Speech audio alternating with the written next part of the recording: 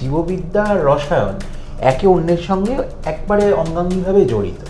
নেশাগ্রস্ত হওয়া, তো এটা কি বিজ্ঞানের ক্ষেত্রেও হয়, মানে মার্জিনাল প্রপেন্সিটি টু কনজিউম? কিন্তু তুমি যদি অতিরিক্ত পরিমাণে উল্টোপাল্টা জিনিস খাও তখন সেই লিভারও ভেঙে পড়ে, লিভারের সোরিয়াসিস হতে পারে। যতক্ষণ আমাদের কোনো জিনিসের অভাব অনুভূত হয় না ততক্ষণ সে ঠিক থাকে। অনেকে বলে যে আমি ভুলে থাকার জন্যে নেশা করি। সেই জীবনবোধকে, জীবনের যে আনন্দ তাকেও সুন্দরভাবে উপভোগ করতে পারে।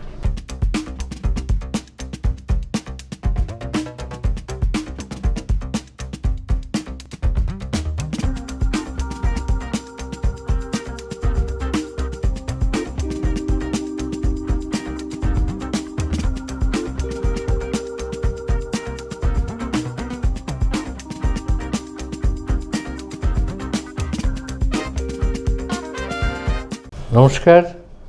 ঠিক যেভাবে বিজ্ঞান এবং প্রযুক্তি প্রতিদিন তত্তর করে এগিয়ে চলেছে, আমরা যে যতখানি গতি ভাবতে পারি তার থেকেও বোধহয় বিপুল গতিতে আমাদের প্রযুক্তি তক্কগপ্পও কিন্তু তত্তর করে এগিয়ে চলেছে এক অধ্যায় থেকে আর এক অধ্যায়ে।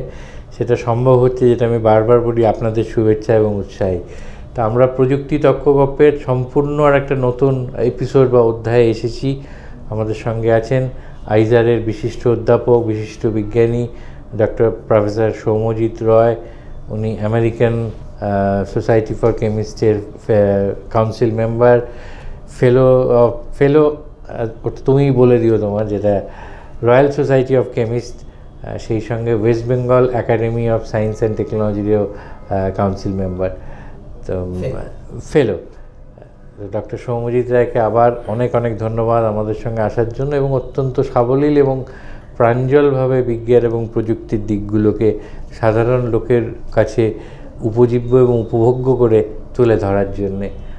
আজকেও আমরা ভাবছিলাম একটা একটু অন্য ধরনের বিষয় নিয়ে যদি আমরা আলোচনা করি। বিজ্ঞানের দুটি শাখা, রসায়ন এবং জীববিজ্ঞান, অনেক শাখা আছে, আমরা এই দুটো শাখাকে যদি ধরি, তো এই রসায়ন এবং জীববিজ্ঞান এই দুটো শাখার মধ্যে যদি একটা সাযুজ্য করা যায়, বা বলা যেতে পারে সম্পর্ক কিছু আছে কি না, কীভাবে সম্পর্কিত। আমাদের কিছু আগের এপিসোডে তুমি কিছু ইঙ্গিত দিয়েছিলে যে আমরা যে খাবার খাই তার সঙ্গে যে আমাদের শরীরের মধ্যে যে শারীরিক রাসায়নিক ক্রিয়া প্রতিক্রিয়া, তো ওইগুলো নিয়ে যদি আমরা আরেকটু বিশদে আলোচনা করি যে রসায়নের সঙ্গে জীববিদ্যার সম্পর্কটা ঠিক কোথায়, কীভাবে একে অন্যের সঙ্গে অঙ্গাঙ্গিভাবে জড়িত, সেটা যদি আবার একটু সাধারণের মতো করে বুঝিয়ে বল।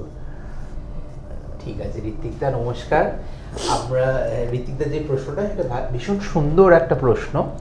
এবার এখানে আমরা মানে শুরুতে মুখরার মতো করে বলি যে জীবন কি, সেইটা কিন্তু উত্তর করে জীববিদ্যা। জীবন কি, কিন্তু জীবন কেন, তার উত্তর করে রসায়ন। কাজেই তুমি যেরকমভাবে বললে, জীববিদ্যা আর রসায়ন একে অন্যের সঙ্গে একবারে অঙ্গাঙ্গিভাবে জড়িত। জীবন কি বলতে গেলে আমাদের জীবনের ঘটনাগুলো যে ঘটছে, আমরা এই যে খাচ্ছি, আমাদের খিদে পাচ্ছে, আমরা অনুভব করছি, আমি যে বসে কথা বলছি, লিখছি, পড়ছি, কি ঘুমোতে যাচ্ছি, এই সমস্ত ঘটনাগুলোকে একরকমভাবে এক নিবিষ্ট চিত্তে যদি কেউ বিশ্লেষণ করে, তাহলে যেটা আসবে সেটা হচ্ছে জীববিদ্যা। এবং শুধু তাই নয়, আমরা আশেপাশের যে সবুজ গাছ দেখছি, শ্যামলিমা চতুর্দিকের, সেগুলোও যেমন সুন্দরভাবে আসে, সেগুলো সব জীববিদ্যার মধ্যে আসবে। কিন্তু যদি এর সঙ্গে কেন জুড়ে দাও, তখনই এসে যায় কিন্তু রসায়ন। তাহলে সেই অর্থে বলতে গেলে জীববিদ্যা যদি একটা ভাষা হয়, তাহলে রসায়ন হচ্ছে সেই ভাষার স্বরলিপিটা। আর জীববিদ্যা আসলে রসায়নকে বলা যেতে পারে তার অর্থময়তা দেয়। আর রসায়ন সেইভাবে জীববিদ্যাকে এক সুন্দর অর্কেস্ট্রায় বেঁধে নিয়ে এগিয়ে চলে। যেমন এবার একটা ছোট্ট উদাহরণ দিলে পরিষ্কার হবে। তুমি যে বললে খাওয়া এবং শ্বাস প্রশ্বাস নেওয়া, ধরো এই দুটো ব্যাপার এখানে কি হচ্ছে, আমি আগেও বলেছি, এখনও আবার বলছি, একটু বিস্তারিতভাবে বলছি। ধরো এই আমি কিছুক্ষণ আগে মুড়ি খেলাম বা একটু ভাত খেলাম, এবার এই ভাতের মধ্যে বেসিক্যালি যেটা রয়েছে সেটা হচ্ছে কার্বোহাইড্রেট। এবার সেই কার্বোহাইড্রেট, ডেলিভারিটি মিষ্টি খাওয়ার ব্যাপারটা এড়িয়ে গেলে বললে, উজ্জ্বল রেখে গেলে। একদম সত্যি। যদি আমি মিষ্টি খাওয়া কম করছি, যে যাই হোক, সেটার জন্য মিষ্টিটা আমি গেলাম না, আমি ধরেই নিলাম ভাতের কথা। তাহলে কার্বোহাইড্রেট, এবার সেই কার্বোহাইড্রেট নামের মধ্যেই লুকিয়ে রয়েছে যে কার্বো আর হাইড্রেট, মানে কার্বনের সি আর হাইড্রেট জল H2O। তাহলে এই পুরোটাকে যদি একটা আমরা বন্ধনের মধ্যে বাঁধি, তাহলে যেটা আসে সেটা CH2O। এর নিচে যদি 6, মানে এটাকে 6 বার রিপিট করলে যেটা আসে সেটা হচ্ছে C6H12O6, যেটা আমরা আমাদের ক্লাস 7-8-এর পাঠ্যপুস্তকে দেখেছি। এবার সেইটাকে যখন আমরা খেলাম, শুধু খেলে হবে না, তার সঙ্গে আমাদের যেটা শ্বাস প্রশ্বাস চলতে থাকছে সেটাকেও চালিয়ে যেতে হবে। এবং সেই যখন চললো, তখন যেটা হলো সেটা হচ্ছে শরীরের যে রান্নাঘর, সেখানে একটা পদ্ধতি বা প্রসেস চালু হলো। এবার সেখানে অক্সিজেনটা যেতে হবে, অর্থাৎ অক্সিজেনকে পৌঁছে দিতে হবে, আর খাবারের কণাকেও সেখানে যেতে হবে। কিন্তু তার আগে কি হচ্ছে, তার আগে যেটা হচ্ছে সেটা হচ্ছে এই যে আমরা শ্বাস নিচ্ছি, প্রশ্বাস নিচ্ছি, নিঃশ্বাস ছাড়ছি, এইখানে কি হচ্ছে, এখানেও ভারী সুন্দর একটা কেমিস্ট্রি হচ্ছে। আবার সালোক সংশ্লেষটা হচ্ছে, সেখানেও আর একটা সুন্দর কেমিস্ট্রি হচ্ছে বা রসায়ন হচ্ছে। এগুলো কিন্তু জীববিদ্যার আড়ালেই হচ্ছে, পর্দার আড়ালেই হচ্ছে। যেমন মনে করো, যখন আমরা আমাদের রক্ত দেখি, রক্তের রং লাল, তার কারণ হচ্ছে রক্তের মধ্যে রয়েছে একটা থালার মতো একটা অণু, যেটার নাম হচ্ছে পরফাইরিন। এবার তার মাঝখানে কেন্দ্রে একটা ছোট্ট ফাঁক রয়েছে, সেই ফাঁকের মধ্যে রয়েছে আয়রন, অর্থাৎ লৌহ। এবার এই লোহা, এবার যেটা হয় সেটা হচ্ছে যখন আমরা শ্বাস নিলাম, অর্থাৎ যখন অক্সিজেন ঢুকলো, তখন সে গিয়ে আয়রনের সঙ্গে বেঁধে বসে রইল। এরপরে এই যে বাঁধন, এটা খুব শক্ত বাঁধন, এই বাঁধনে সে শরীরের কোষের মধ্যে চলে গেল, সেখানে গিয়ে বাঁধনি আলগা হতেই অক্সিজেন চলে গেল কোষের ভেতরে। আর যেটা রয়েছে সেটা হচ্ছে ওই শর্করা, কার্বন আর জল। এই কার্বন আর জল মিলেমিশে একাকার হয়ে রয়েছে, কিন্তু যখনই অক্সিজেন গেল তখন সে কার্বন আর জলকে ভেঙে দিল। ভেঙে দিয়ে যেটা তৈরি করলো সেটা থেকে করলো কার্বন ডাইঅক্সাইড, আর তৈরি হলো কিছু ইলেকট্রন। এবার আর তার সঙ্গে তৈরি হলো জল। এবার সেই যে ইলেকট্রনগুলো তৈরি হলো, তারাই এবার নানা ধরনের এনজাইম এর মাধ্যমে আস্তে আস্তে আস্তে আস্তে রূপান্তর করে নিল, যে এনার্জিটা এসছে, যে ইলেকট্রনটা এসছে, সেটাকে স্টোর করে রাখা, সঞ্চয় করে রাখা। এবার সেই সঞ্চয়ের মাধ্যমে প্রথম অণু যেটা করলো সেটা হচ্ছে শক্তির সঞ্চার করলো, এবং তারপর তাকে প্রয়োজন মতো কাজে লাগাতে থাকলো। তাহলে এটা গেল রেসপিরেশন, অর্থাৎ শ্বাস প্রশ্বাসের দিকটা। এবার দেখা যাক সালোক সংশ্লেষের ব্যাপার। সালোক সংশ্লেষে কিন্তু উল্টো ঘটনাটা হচ্ছে। ওখানেও কিন্তু পাতার রং সবুজ কেন, এই প্রশ্নের উত্তর আমরা জানি, ওর মধ্যে আছে ক্লোরোফিল। এবার এই ক্লোরোফিলের মধ্যে যে পরফাইরিন রিং রয়েছে, সেই একই থালার মতো একটা পরফাইরিন রিং, কিন্তু এখানে আয়রনের জায়গায় বসে রয়েছে ম্যাগনেসিয়াম। এবার সে কি করছে, সে এইবার ওইভাবে বেসিক্যালি জলটাকে ভাঙছে। ঠিক উল্টো, আমরা আগে দেখলাম অক্সিজেন থেকে জল হচ্ছে, এখানে ঠিক উল্টো, জলটাকে ভাঙছে। আলো পড়লো, জল ভাঙলো, ভেঙে তৈরি হলো যেটা, সেটা হচ্ছে অক্সিজেন প্লাস কিছু প্রোটন। প্রোটন মানে এইগুলো সব সাইমালটেনিয়াসলি হচ্ছে, সাইমালটেনিয়াসলি হচ্ছে H+। এটাই মজা, মানে একেবারে অজান্তে এরকম একটা সাইমালটেনিয়াসলি আপাত বিপরীত ধর্মী বা বিপরীতমুখী কাজ, বিপরীতমুখী যে কাজ, সেটা একসঙ্গেই হচ্ছে। এবার হলো যেটা, সেটা হচ্ছে ওখানে ওই অক্সিজেন তৈরি হলো জল ভেঙে, এবার তৈরি হলো যেটা প্রোটন। প্রোটন মানে H+ আয়ন, আর ইলেকট্রন। এই যে প্রোটন আর ইলেকট্রন তৈরি হলো, এটাই এবার পরবর্তীকালে সঞ্চয় করার মতো করে সেও ওই একই রকমভাবে NADP-তে গিয়ে সেরকমভাবে বেঁধে নিয়ে তাকে সঞ্চয় করে রাখলো। এবার সেই যে হাইড্রোজেন আয়ন আর ইলেকট্রন, এটা কম্বাইন করলে, যেটা কেমিস্ট্রির পরিভাষায় তাকে বলা হয় হাইড্রাইড। সেই হাইড্রাইড গিয়ে এরপরে সুযোগ সুবিধে মতো অনুঘটনের মাধ্যমে, অর্থাৎ এনজাইম, জৈব অনুঘটন বা এনজাইমের মাধ্যমে সে আবার পরিণত হলো C6H12O6-এ। অর্থাৎ একদিকে গাছ যেমন সালোক সংশ্লেষের মাধ্যমে গ্লুকোজ তৈরি করে দিল, অন্যদিকে সেই গ্লুকোজ খেয়ে আমরা শ্বাস প্রশ্বাস নিয়ে সেই গ্লুকোজকে ভেঙে আমরা তৈরি করলাম কার্বন ডাইঅক্সাইড আর জল, পেলাম শক্তি।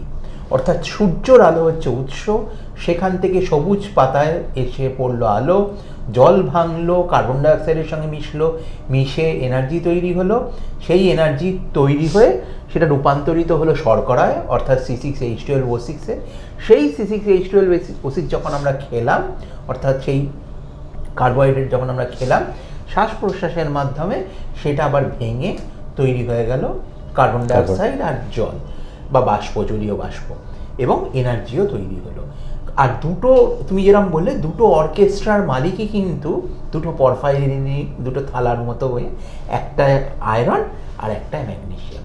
কাজে এই যে সুন্দরভাবে একটা জিনিস, এবং এটাই কিন্তু হাত ধরাধরি করে, তুমি যেরকমভাবে বললে, হাত ধরাধরি করে সমানে সাইমালটেনিয়াসলি করে চলেছে, একে অন্যের সঙ্গে জড়িয়ে করে চলেছে, এবং এভাবেই কিন্তু প্রকৃতি তার সংসার সাজিয়ে বসে আছে, এবং সেভাবেই তিনি তার যে অনুপরমাণুর খেলা, অর্থাৎ কার্বন, অক্সিজেন, হাইড্রোজেন, এই নিয়ে তিনি খেলে চলেছেন। তার মানে একদিক থেকে সূর্যালোক যেমন প্রকৃতিকে পরিপুষ্ট করছে, মানুষকেও করছে ইন টার্মস অফ ভিটামিন বা আদার থিং, আবার প্রকৃতিটা পরিপুষ্ট হওয়াতেও মানুষ বেনিফিটেড হচ্ছে, কারণ প্রকৃতি থেকেই এনার্জির একটা বড় পাচ্ছে। প্রত্যেকটা হয়ে চলেছে নিজস্ব নিয়মে, অথচ প্রত্যেকে একে অপরের সঙ্গে জড়িত, সবাই সবাইকে বেনিফিটেড হতে দিচ্ছে। আর এখানে আরেকটা কথা বলো, এই যে তুমি শরীরবিদ্যা বা জীববিদ্যার সঙ্গে রসায়নের এই যে সম্পর্ক, মানে যেটা তুমি সুন্দরভাবে ব্যাখ্যা করলে, যে রসায়নটা হচ্ছে পর্দার আড়ালে হয়ে চলেছে, জীববিজ্ঞান যেটা সে উপরে আমরা দেখতে পাচ্ছি। এই যে ধরো একেবারে খুব একটা গ্রস লেভেল উদাহরণ যদি নিই, এই যে ইনটক্সিকেটেড হওয়া লোকে, এই যে সে তরল নেশা হতে পারে, শুকনো নেশা হতে পারে, অন্য নানা রকমের নেশা, এই যে নেশাগ্রস্ত হওয়া, তখন নানা রকমের যে একটা অদ্ভুত আচরণ, ব্যবহার, এইটা আমরা দেখতে পাচ্ছি, এটা বাইরের, এটা জীববিজ্ঞানের পার্ট, কারণ তার শরীরে কিছু ঘটছে, কিন্তু ভেতরে যেটা ঘটছে সেটা কিন্তু রসায়ন করছে, তার বহিঃপ্রকাশটা ঘটাচ্ছে। তো এইটাকে কিভাবে তুমি ব্যাখ্যা করবে? যে হ্যাঁ, এটাও একটা দারুণ প্রশ্ন। এবার যে অ্যাডিকশন বা নেশাগ্রস্ত হওয়া, এটার মানেটা কি? আমাদের শরীরের মধ্যে, তুমি যেটা বললে জীববিদ্যায় দুটো ফ্রেমওয়ার্ক ব্রেনের মধ্যে সবসময়ই কাজ করে। একটাকে বলা যেতে পারে রিওয়ার্ডিং সিস্টেম, আর একটাকে বলছে পানিশিং সিস্টেম। এবার এই রিওয়ার্ডিং আর পানিশিং সিস্টেম দিয়েই কিন্তু, এটা কিন্তু ভীষণ গুরুত্বপূর্ণ, এর মাধ্যমেই আমরা সমস্ত কিছু শিখি। যেমন কোনো বাচ্চার যদি ইলেকট্রিকের শক লাগে, সে জানে ওই সকেটের দিকে আঙুল দিতে হয় না, কারণ তার পানিশমেন্ট সিস্টেম তাকে বুঝিয়ে দিয়েছে এটা সাংঘাতিক। আর রিওয়ার্ড সিস্টেম কি? বাচ্চাকে একটা চকলেট দিলে সে খেতে খুব ভালো লাগলো, সে তখন আরও চকলেট খেতে চাইবে। এবার এই যে আরও চকলেট খেতে চাওয়া আমার যেটা আছে, বা আরও মিষ্টি খেতে চাওয়া, এই যে সিনফুল প্লেজার, এটাই অ্যাডিকশনাল লেভেল তখনই চলে যায় যখন প্লেজার কোএফিশিয়েন্ট, অর্থাৎ যখন এই রিওয়ার্ড কোএফিশিয়েন্ট বা রিওয়ার্ডিং সিস্টেমটা স্ট্রং হতে থাকে। এবং সেখানে এই যে পুরস্কৃত করা, এটা কিন্তু আমরা বুঝতে পারছি না, এটা কেমিস্ট্রি করছে, এবং সেটা করছে কি এনজাইমস, যেমন ডোপামিনের মতো এনজাইম বা ডোপামিনের মতো হরমোনস, তারা করে চলেছে, এবং তারা এই রিওয়ার্ড সিস্টেমটাকে অ্যাক্টিভেট করছে। অর্থাৎ সেইখানে যে মানে আমাদের শরীরের মধ্যে তো স্নায়ুতন্ত্র রয়েছে, এবার এই স্নায়ুতন্ত্রের যে এক এক জায়গায় দুটো স্নায়ুর মধ্যে যে মেলার জায়গাটা, সেটা হচ্ছে সাইন্যাপস বলা হয়, সেখানে কিন্তু কিছু কেমিক্যাল থাকে। এবার এখানে জেনারেলি যেটা হয়, সাধারণত যেটা হয়ে থাকে, সেটা হচ্ছে ক্যালসিয়াম আয়নের গ্রেডিয়েন্ট থাকে। এবার তারা চলাচলের মাধ্যমে তারা তড়িৎ প্রবাহকে কন্ট্রোল করে থাকে। এই যে সাইন্যাপটিক ফ্লুইড, এইগুলো তখন ওই পার্টিকুলার কতগুলো হরমোনের মাধ্যমে কন্ট্রোলড হয়, এবং এইভাবে যখন কোনো কিছু নেশা জাতীয়, যেমন সিগারেট ধরা যাক, এরা যেটা করে সেটা হচ্ছে ওই রিওয়ার্ড সিস্টেমটাকে অ্যাক্টিভেট করে দেয়, এবং তার জন্য ধরো নিকোটিন রয়েছে। এবার এই নিকোটিন গিয়ে তখন ওই যে ফিজিকোকেমিক্যাল সিস্টেম, অর্থাৎ ভৌত রাসায়নিক যে সিস্টেম, যে তন্ত্র রয়েছে, সেখানে গিয়ে তোমার ডোপামিনকে অ্যাক্টিভেট করে, এবং যে কোনো নেশা জাতীয় জিনিস হলেই তখন সেই আনন্দটা হয়, মুহূর্তের আনন্দ হয়, এবং সেই মুহূর্তের আনন্দ বা কিক, সেটাকে পাওয়ার জন্যই কিন্তু লোকের নেশাগ্রস্ত হয়ে পড়ে, কারণ ওটা একবারে কে সন্তুষ্ট হয় না, বারবার। এবার এটা যখন হতে থাকে, তখন আরও একটা জিনিস হয়, সেটা হচ্ছে অ্যাডাপটিভ সিস্টেমস তৈরি। অর্থাৎ অ্যাডাপটিভ সিস্টেমস মানে কি? তুমি প্রথমে হয়তো তোমার সিগারেটের একটা টান দিয়ে খুব ভালো লাগলো, পরে ওই এক টানে আর কিছু হচ্ছে না, তখন সে আরও আনন্দ পেতে চাইছে, তখন সে দুটো টান দিচ্ছে কি দুটো সিগারেট দিচ্ছে, এই করতে করতে সে নেশাগ্রস্ত হয়ে চেইন স্মোকার হয়ে পড়ছে। উদ্দেশ্য কিন্তু ওই একটাই, সে বুঝতে পারছে না, কিন্তু তার যে জৈব রাসায়নিক প্রক্রিয়া চলছে সেই জৈব প্রক্রিয়ায় সেখানে সে একটা কিক পাওয়ার, এবং কি কিকটা মানে এটা কি, সেখানেও ওই ফিজিক্যাল ভৌত রাসায়নিক প্রক্রিয়া চলছে, এবং ওই ভৌত রাসায়নিক প্রক্রিয়ায় যেভাবে মানে আমাদের সংবেদনা তৈরি হয়, সেই সংবেদনশীলতাটা আসলে কিন্তু একটা তড়িৎচুম্বকীয় তরঙ্গ, এবং তার মিডিয়েটেড হচ্ছে, তার মাঝখানে রয়েছে কিছু রাসায়নিক কেমিক্যালস, কিছু দ্রব্য, এগুলো হচ্ছে হরমোন। এইভাবেই এন্ডোক্রিনাল সিস্টেম আর তার সঙ্গে নিউরোনাল সিস্টেম, এই দুটো মিলিয়ে যখন অল্পে সন্তুষ্ট হচ্ছে না, অর্থাৎ অ্যাডাপ্ট করে নিচ্ছে, তখন তার আরও বেশি ইনপুট লাগে। এইভাবেই একজন মানুষ অল্প মাত্রায় কিছু না খেয়ে তখন বেশি বেশি মাত্রায় খেতে শুরু করে, এবং এইভাবেই আস্তে আস্তে ইনটক্সিকেশন বা ডিপেন্ডেন্স বা নির্ভরতা তৈরি হয়, যেটা নাকি খুবই ক্ষতিকর। কাজে সেই জায়গাটা আমাদের মাথায় রাখতে হবে যে সব কিছুই পরিমিত, এবং গৌতম বুদ্ধ যেরকমভাবে বলেছিলেন মধ্যম পন্থা, সব কিছুই মডারেশনে। তখন তার মানে আমি এই বলছি না মডারেশনে সিগারেট খেতে, কিন্তু কোনো কিছু অল্প ইয়েতে, সেটা অল্প পরিমাণে নিলে সেটা নেশায় দাঁড়িয়ে যায় না, কিন্তু যখন সেটা বারবার এমনকি সেই হিসেবে বলতে গেলে অতিরিক্ত জলও আমাদের জন্য ক্ষতিকর। কাজেই সর্বমত্যন্তম গর্হিতম, এই কথাটা প্রাচীন হলেও এর একটা বিশাল মানের জায়গা আছে, এবং সেই মানেটা কেমিস্ট্রি দেয় বায়োলজিকে। মানে বিজ্ঞানের মধ্যে, রসায়নের মধ্যেই হোক বা জীববিদ্যার মধ্যেই হোক, খুব সাবলাইম ওয়েতে একটা দর্শন বা অধ্যাত্মবাদ লুকিয়ে আছে, যেটা হয়তো এমনি লোকে বললে বা যোগীদের মতো কথা বলছে, মুনি ঋষিদের মতো কথা বলছে, কিন্তু সেটা বিজ্ঞানের মধ্যেও আছে। এবার তুমি যেমন বিজ্ঞানের ছাত্র, আমি অর্থনীতির ছাত্র, অর্থনীতির পরিভাষায় যেটাকে বলে, তুমি যেটা বলছিলে যে এক টান খেয়ে তার অ্যাকচুয়ালি আর্জটা to have the second one ওটা বেড়ে যাচ্ছে। এবার ইকোনমিক্সে কিন্তু বলছে যে ধরো তুমি রসগোল্লা খেতে ভালোবাসো, সিগারেট খেতে ভালোবাসো, প্রথমটা নিলে বাড়লো, দ্বিতীয়টা নিলে আরেকটু বাড়লো, তৃতীয়টা নিল, but there is a point যার পরে তোমার কিন্তু মার্জিনাল প্রপেন্সিটি টু কনজিউম সেটা ডিমিনিশেস, এবং শুধু ডিমিনিশ করে না, একটা সময় সেটা নেগেটিভ হয়ে যায়। কোন সময়? ধরো তুমি 3টে খাওয়ার পরে তোমার মার্জিনাল প্রপেন্সিটি টু কনজিউম কমে গেছে, তখনও তোমাকে কেউ বললো আর একটা খাবি, তুমি বললে হ্যাঁ আর একটা খাবো, খেতে পারি, মানে ওটা লোভ থেকে খাচ্ছ, খাওয়ার প্রপেন্সিটিটা অতটা নয়। 3rd, 4th, 5th-এ গিয়ে তখন তুমি রসগোল্লার জন্য আর চাইছো না, যদি বলো তুই আর একটা কোনো রকমে খেয়ে নে, তোকে এটা দেবো, তাহলে তখন ওই অন্য জিনিসটার জন্য তুমি এটা খাচ্ছ, তখন তোমার রসগোল্লার প্রপেন্সিটি টু কনজিউমটা একেবারে নেগেটিভ, অন্যটা এসে ওটাকে ব্যালেন্স করছে, তাই তুমি এটা খাচ্ছ। তো এটা কি বিজ্ঞানের ক্ষেত্রেও হয়? মানে মার্জিনাল প্রপেন্সিটি টু কনজিউম তুমি একভাবে বললে যেটা বাড়তে থাকে, কিন্তু কোনো একটা বিয়ন্ড এ পয়েন্ট কি ওটা আবার কমাও শুরু হয়?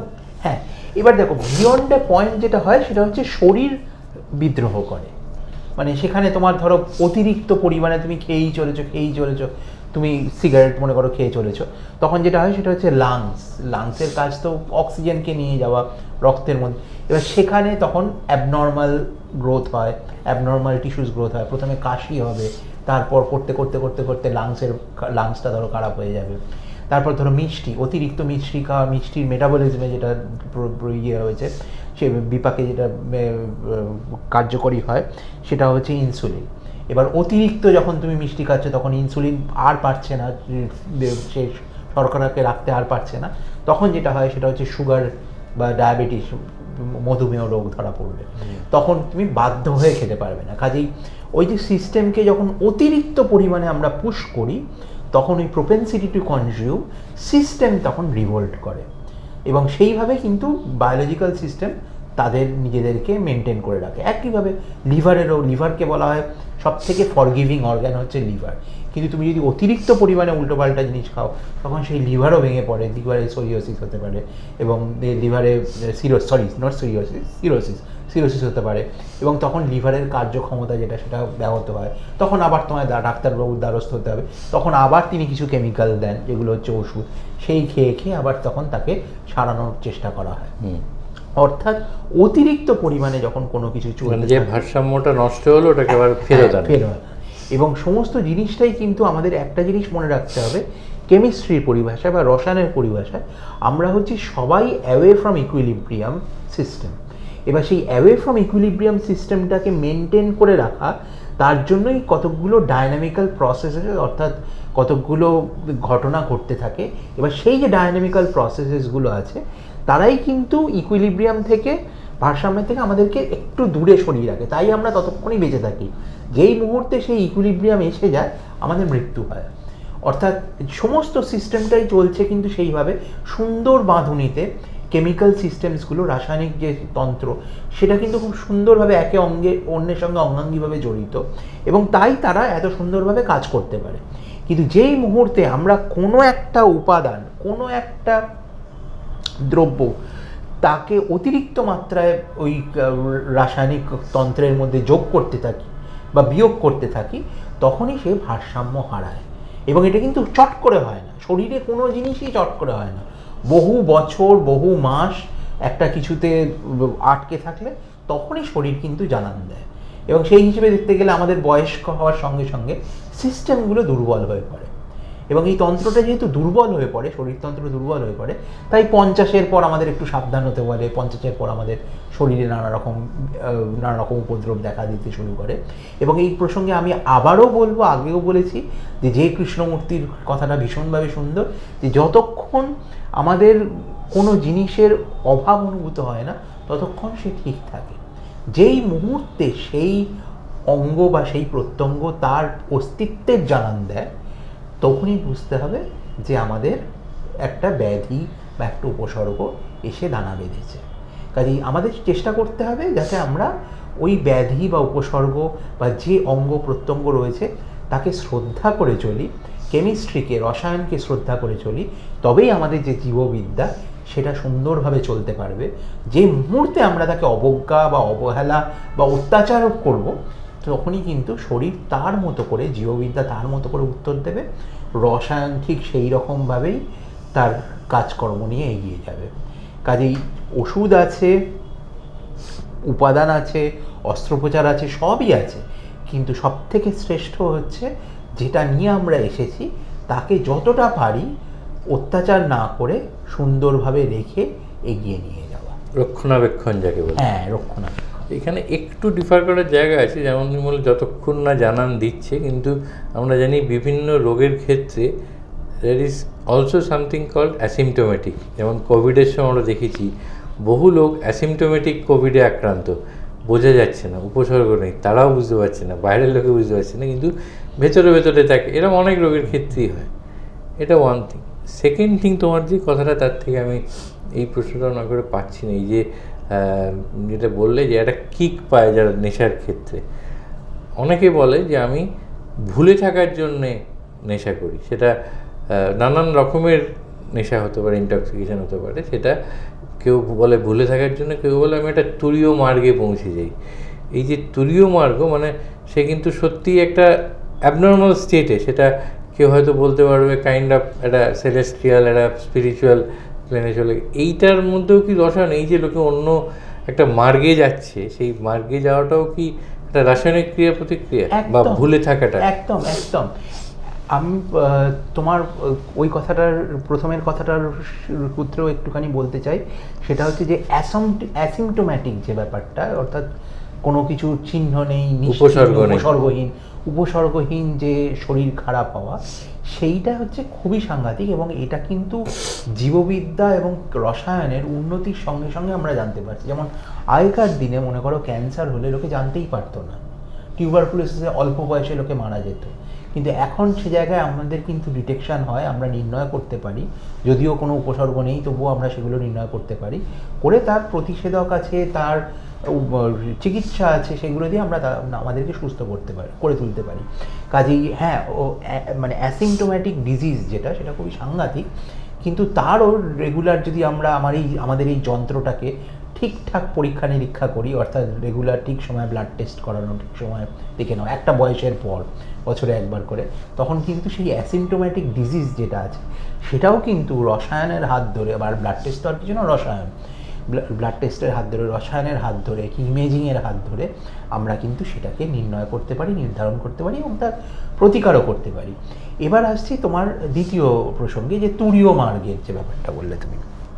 দেখো, সবই হচ্ছে বেসিক্যালি রসায়ন আর জীববিদ্যার একে অন্যের সঙ্গে সংলাপ। এবার যেটা হয় সেটা হচ্ছে, তুমি মনে করো যখন কোনো একটা দ্রব্য নিয়ে এবার সে যখন তোমার ওই রিওয়ার্ড সিস্টেমকে যখন চূড়ান্ত রকমভাবে অ্যাক্টিভেট করে, যাতে তোমার কগনিটিভ সেন্সেস সেটা অবধি সাপ্রেসড হয়ে যায়, তখন তুমি একটা অন্যরকম ফিল পাও। কিন্তু এটা দ্রব্য ছাড়াও কিন্তু করে। মুনি ঋষিরা যেটা করেন সেটা ধ্যানের মাধ্যমে করে, এবং সেটা হলে সেটা হচ্ছে রিওয়ার্ড সিস্টেম অ্যাক্টিভেটেড হয়, এবং সেই রিওয়ার্ড সিস্টেম অ্যাক্টিভেটেড হওয়ার ফলে আমরা একটা অন্য অনুভূতি পাই। সেই অন্য অনুভূতিটা বেসিক্যালি আমরা যেটা পেয়ে থাকি সেটা হচ্ছে ওই তড়িৎচুম্বকীয় যে তরঙ্গ, সেগুলো ব্রেনের কতকগুলো জায়গায় গিয়ে এন্ডোক্রিনাল সিস্টেমকে অ্যাক্টিভেট করে আমাদের প্রচুর ডোপামিন আনে, এইরকমভাবে প্রচুর নানা ধরনের ভালো হরমোন দেয়, এবং তার ফলে আমরা আনন্দ উপভোগ করি এবং আনন্দভাবে, বা যেটাকে বলা যেতে পারে যে একটা সুন্দর রসে, অমৃত রসে আমরা মজে থাকি। এবার এই যে জিনিসটা, এটা কিন্তু অনেকে অন্যরকমভাবে পেতে চেষ্টা করে। যেমন আর একটা জিনিস বলি, ট্রান্সক্রেনিয়াল অ্যাক্টিভেশন বলে একটা টেকনিক আছে, জানো তুমি, যেখানে মাথার দুদিকে বেসিক্যালি যেটা করা হয় সেটা হচ্ছে হালকা ডোজে তড়িৎচুম্বকীয় তরঙ্গ দেওয়া হয়, এবং তার ফলে তখন এই যে তুরীয় ভাব, এটা লোকে উপলব্ধি করেছে। কিন্তু এইরকমভাবে করে লোকে রিসার্চ করে লোকে জানতে পেরেছে যে ধ্যানের মাধ্যমে আমাদের যে যোগীরা, ঋষিরা, তারা যে উচ্চ মার্গে চলে যেতেন, সেটার উৎসও কিন্তু ওইভাবে ওই সাইন্যাপটিক নেটওয়ার্ককে অ্যাক্টিভেট করা। এবং ওই সাইন্যাপটিক নেটওয়ার্ক অ্যাক্টিভেট হয়ে যাওয়া মানেই হচ্ছে, চালিত হয়ে যাওয়া মানেই হচ্ছে যে ব্রেন কিন্তু তারপর আস্তে আস্তে আস্তে আস্তে সেখানে গিয়ে সেই অবস্থাতে স্থির হয়ে যায়।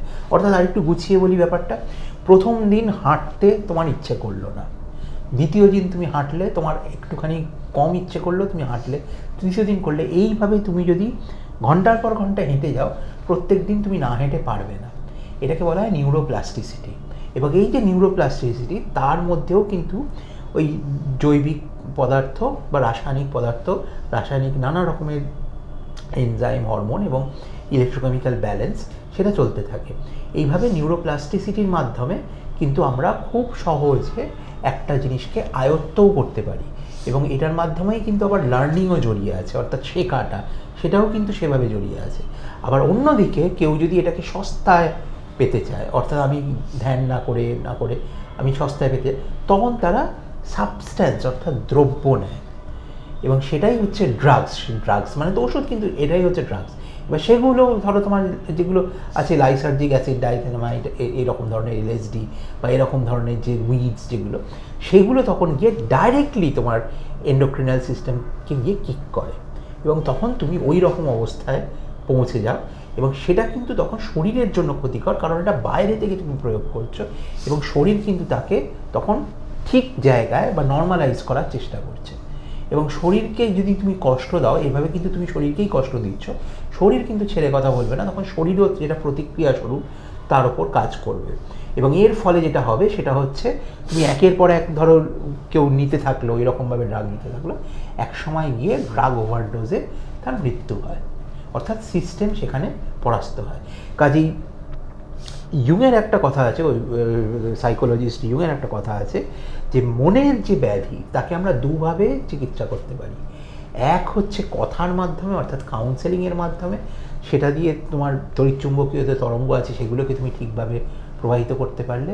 আর দুই হচ্ছে রাসায়নিক দ্রব্যের মাধ্যমে, যেটা নাকি ওষুধের মাধ্যমে। কাজে সবসময় চিকিৎসকরা বা ডাক্তাররা চেষ্টা করেন যে ওষুধের মাধ্যমে না গিয়ে কথাবার্তার মাধ্যমে, অল্প জিনিসের মাধ্যমে, নিজের সেলফ কাউন্সেলিং বা নিজের কথাবার্তার মাধ্যমে সেটাকে সারিয়ে তোলার, না হলে তারপর ওষুধের দিকে যাওয়া। এবং ক্লিনিক্যাল সাইকোলজি আর মেডিসিনাল সাইকোলজি, ওই জায়গাটায় গিয়ে যে মেডিসিনস আসবে পরে।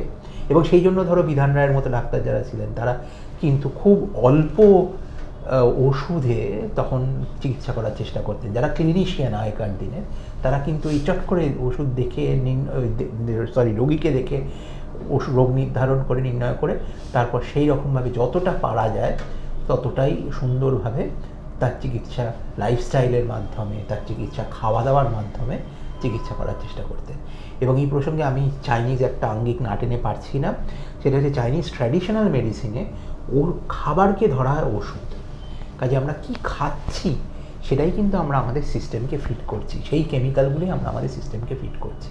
কাজে খাবারের যে দ্রব্য গুণ সেটাও ভীষণভাবে জরুরি।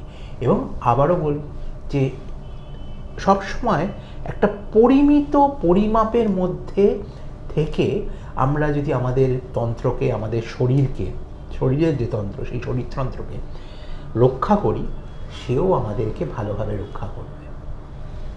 এই একেবারেই শেষ ভাগে চলে এসেছি আমরা আলোচনার। এতক্ষণ যেটা তুমি আলোচনা করলে যেটা বুঝলাম যে একটা হচ্ছে আমরা যেটাকে তুরীয় মার্গ কোট আনকোট বললাম, সেটা খানিকটা সাময়িক এবং সেটা থেকে একটা বিপদের সম্ভাবনা আছে। আর একটা হচ্ছে এটা অনেকটা ওই একটা ন্যাচারাল, একটা আর্টিফিশিয়াল। এটা আমরা আর্টিফিশিয়াল একটা তুরীয় মার্গ ক্রিয়েট করার চেষ্টা করছি, ইম্পোজড। আর যদি যেটা আমাদের, যেহেতু আমরা চেষ্টা করি আমাদের আলোচনার মাধ্যমে বিজ্ঞানের সঙ্গে দর্শন এবং অধ্যাত্মবাদকে জোড়ার, সেক্ষেত্রে অন্যটা হচ্ছে যেটা তুমি ধ্যান, মেডিটেশন এইসবের মধ্যে দিয়ে যেটাকে আমরা বলি যে এলিভেটেড স্টেজ, ওই জায়গায় পৌঁছানো। Is an elevated soul. ওই এলিভেশন বা ওই এলিভেটেড জায়গায় পৌঁছানোর জন্যে সেটা কিন্তু একটা পার্মানেন্ট বা আলটিমেটলি যেটা পিওর ব্লিস যাকে বলে সেই দিকে পৌঁছানো যায়। তাই সেটাই বলতে চাইছি এইটা। এবং এইটাকে তুমি বলছো একটা বিজ্ঞানসম্মত। হ্যাঁ, এবং এটা আস্তে আস্তে আস্তে আস্তে আমরা, এবং সেখানেও আমার যেটা ভীষণভাবে মানে আমার যেটা খুব ভালো লাগে এবং যার দ্বারা আমি প্রচুর প্রভাবিত হয়েছি, তিনি হচ্ছেন Thich Nhat Hanh. Thich Nhat হানের যে ভাবনা, মাইন্ডফুলনেস, এবং সেখানে কিন্তু তিনি সুন্দরভাবে বলে গেছেন যে আর কিচ্ছু করতে হবে না, শুধু তুমি যদি তোমার শ্বাস প্রশ্বাস নিঃশ্বাস এটাকে তুমি যদি শুধু পর্যবেক্ষণ করো এবং তুমি যদি নিজেকে নিজের মধ্যে অ্যাঙ্কার্ড রাখো, বেঁধে রাখো, এই শ্বাস প্রশ্বাস নেওয়ার মাধ্যমে নিজেকে অ্যাঙ্কার্ড রাখলে তুমি আস্তে আস্তে আস্তে আস্তে তোমার যে ভেতরের যে উত্তরণ সেটাই কিন্তু শুরু হয়। এবং এর জন্য কিন্তু আমাদের আলাদা করে কোনো কিছু করার দরকার নেই। এই মুহূর্তে, যেমন মনে করো আমি তোমার সঙ্গে কথা বলছি, এই মুহূর্তে আমি যদি প্র্যাকটিসের মধ্যে থাকি, আমি যদি প্রতি মুহূর্তে আমার শ্বাস প্রশ্বাস, এই নিঃশ্বাস প্রশ্বাসের সম্বন্ধে অবহিত থাকি এবং ভীষণভাবে বেঁচে থাকি, অটোমেটিক না থেকে ভীষণভাবে বেঁচে থাকি, সেই থাকাটার মধ্যে যে আনন্দ, সেই আনন্দটাই কিন্তু তুরীয় আনন্দ।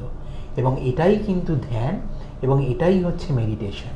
আর তার মধ্যে থাকলে আমাদের যেটা ভালো জিনিস সেটা হচ্ছে এই রসায়ন ক্রিয়াটাও সুন্দরভাবে চলতে থাকে, জীববিজ্ঞানও তার সুন্দরভাবে চলতে থাকে, এবং সেখানে অধ্যাত্ম ভাব আসে, তুরীয় ভাবও আসতে পারে। কিন্তু তার মাধ্যমে আমাদের যে বেঁচে থাকাটা হচ্ছে এই মুহূর্তের জন্য। কারণ আমরা জানি, এটা গৌতম বুদ্ধেরই কথা, যে অতীত বলে কিছু নেই হয়তো, সে কারণ সেটা যে মুহূর্তে আমরা রয়েছি সেই মুহূর্তটাকে, সেই present is the best present. কাজে সেই জায়গায় দাঁড়িয়ে থাকলে আমার মনে হয় আমরা সত্যিই একটা সুন্দর জায়গায় উত্তীর্ণ হতে পারি এবং জীবনবোধ যেটা, সেই জীবনবোধকে, জীবনের যে আনন্দ তাকেও সুন্দরভাবে উপভোগ করতে পারি। কি অদ্ভুত ব্যাপার! দেখো, আমরা যে প্রয়াসটা চালাচ্ছি বিজ্ঞানের সঙ্গে দর্শন অধ্যাত্মবাদকে মেলানোর, আজকে অন্তত দুটো ক্ষেত্রে আমরা দেখলাম অর্থনীতি বা অর্থশাস্ত্রের সঙ্গেও কোথাও না কোথাও তলে তলে এরা মিলে হাত জড়াজড়ি করে রেখেছে। যেমন এক্ষুনি তুমি যেটা বললে, সেটা যদি আমরা দেখি, আমাদের মানে প্রগাঢ় পাণ্ডিত্যল একজন অর্থনীতিবিদ অর্থনীতির একটা ধরে রেখেছেন, যেটাকে বলে কেনসীয় অর্থনীতি বা কেনেশিয়ান অর্থনীতি। সেই কেনস, জন মাইনার্ড কেনস, উনি কিন্তু বলতেন only today is certain, tomorrow we all will be dead. অর্থাৎ ওখানেও সেই লিভিং ফর টুডে, এই কথাটাই বলা আছে, যেটা হয়তো একটা এর মধ্যে একটা প্রগাঢ় দর্শনও রয়েছে আর কি। তো আজকে আমরা অনেক কিছুকে মেলাতে চেষ্টা করলাম। এটা তো সবসময় খুবই ইটস এ প্লেজার যে তোমার সঙ্গে কথা বলা, এবং তাতে এত সুন্দর সুন্দর বিষয় উঠে আসে যেগুলোকে আমরা আমাদের দিন প্রতিদিনের যে আমরা দেখছি ব্যবহারিক জীবন, তার সঙ্গে মেলানো যায়। এই যে মেলাতে পারাটা, এটাও কিন্তু একটা আনন্দের ব্যাপার, এবং এর মধ্যে কোনো কৃত্রিমতা নেই, খুব স্বতঃস্ফূর্তভাবেই এগুলো চলে আসে। আবার তোমাকে অনেক অনেক ধন্যবাদ। আমাদের এই আলোচনা চলতেই থাকবে। যদিও বলে যে বিশ্বাসে মিলায় বস্তু তর্কে বহুদূর, আমার মনে হয় এর উল্টোটাও বোধহয় সত্যি। তর্কের মাধ্যমে, মানে যদি সেটা কনস্ট্রাকটিভ তর্ক হয়, সেই তর্কের মধ্য দিয়েও তুমি, যদিও সেটা দূর হয় বা একটু সময় লাগে, সময় সাপেক্ষ হয়, কিন্তু একটা জায়গায় পৌঁছে যায়। সবসময় যে চট করে একটা বিশ্বাসে মিলায় বস্তু হয়ে গেল সেটা না করে আমরা যে পন্থাটা নিয়েছি, এটা পজিটিভলি আর্গুমেন্টেটিভ ইন্ডিয়ান আর কি, এই স্ট্যান্ডটাই আমাদের থাকুক। আমরা আমাদের প্রযুক্তি তর্ক গপ্প নিয়ে এগিয়ে যেতে থাকি। আপনারা আমাদের শুভেচ্ছা এবং উৎসাহ দিতে থাকুন, দেখতে থাকুন, সাবস্ক্রাইব করুন, শেয়ার করুন। হেডলাইন্স কলকাতা, তার বিশেষ বিভাগ প্রযুক্তি তর্ক গপ্প। অনেক ধন্যবাদ, নমস্কার। আনন্দ আর ভালোবাসার দীপ্তিতে গড়া সমুজ্জ্বল পরমা, ঠিক তোমারই মতো। শ্যাম সুন্দর কোম্পানি জুয়েলার্স, আগরতলা, উদয়পুর, ধর্মনগর, কলকাতা।